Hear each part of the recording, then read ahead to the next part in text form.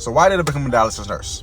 So I started as a corrections nurse, so I worked in a jail. It was perfectly fine until my neighbor had a party and someone from the jail who was an inmate recognized me.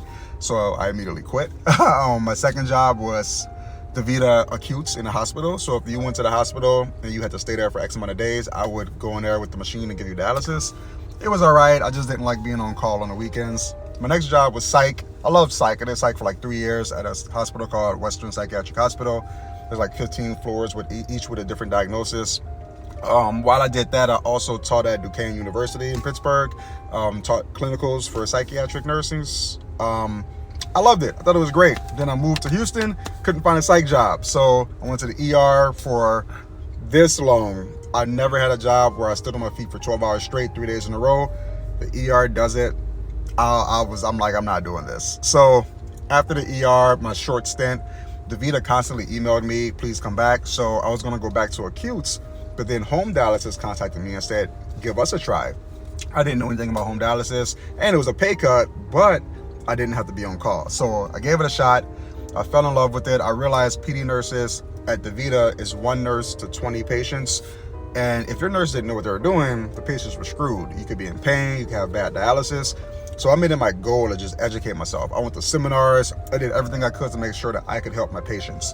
And in doing this, I got so many merit increases and so many awards. I got a lot of awards. I went from, I think I got a $8.17 pay increase from being there for a year and a half, a little over a year and a half. And that's a huge pay increase.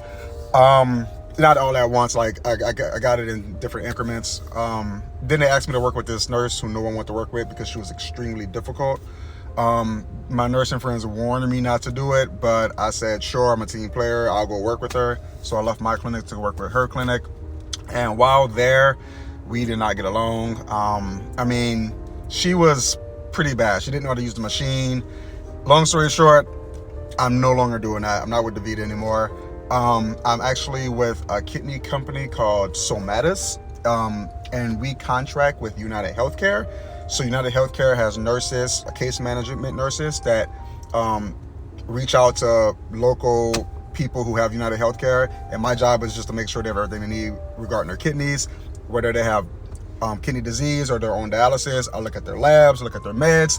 Hey, you have CKD stage 5, or you're similar to lisinopril and metformin. That's not cool. I'm gonna call your doctor so we can change this. Hey, I can do a home visit, or I can meet you at Starbucks or whatever. Let's talk about what's going on with you. If you have any issues, you're on Ozempic, but you never used it. Why didn't you use it? No one taught you. Here, let me teach you how to use it. So case management's pretty cool.